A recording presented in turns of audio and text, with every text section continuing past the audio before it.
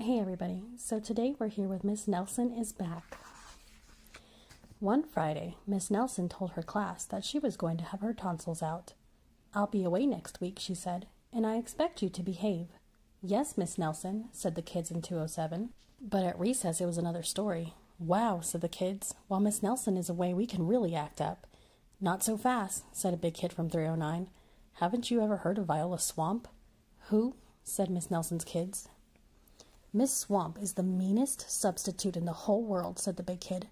"Nobody acts up when she's around." "Ooh," said Miss Nelson's kids. "She's a real witch," said the big kid. "Ooh," said Miss Nelson's kids. "I'll just bet you get the swamp," said the big kid. On Monday morning, Miss Nelson's kids were all in their seats. They were very nervous. Some of them had not slept well all weekend. "If we get the swamp, I'll just die," said one kid. They heard footsteps in the hall.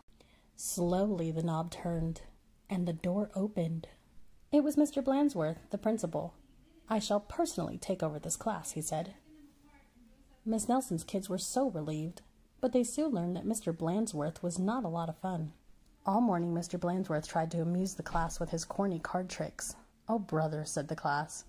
That afternoon Mr. Blansworth showed the class his favorite shadow pictures. "This is kid stuff," said the class. The next day, Mr. Blansworth demonstrated his favorite bird calls, and they were not a success. And for 2 days, Mr. Blansworth showed slides of his goldfish, Lucille. Miss Nelson's kids had never been so bored. While dusting erasers in the schoolyard, 3 of the ringleaders of 207 discussed the situation. "Something will have to be done," they said. "We must get rid of Blansworth." And they hatched a plot. After school, they painted and sewed and borrowed some old clothes, and they practiced some very difficult stunt work in the backyard. The next day they weren't in class. "That's too bad," said Mr. Blansworth. "They'll miss all the excitement."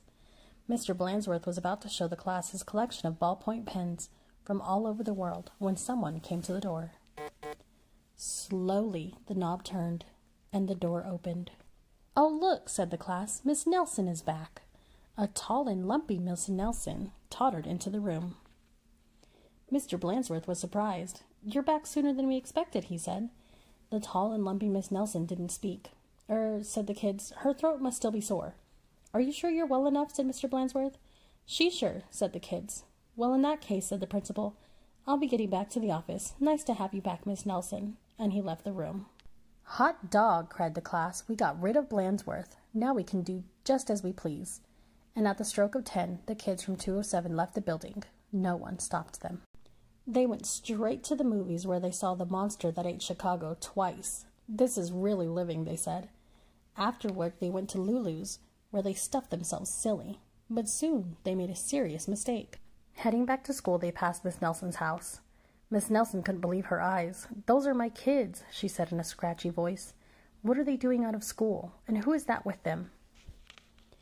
Miss Nelson telephoned Mr. Blansworth to see what was going on.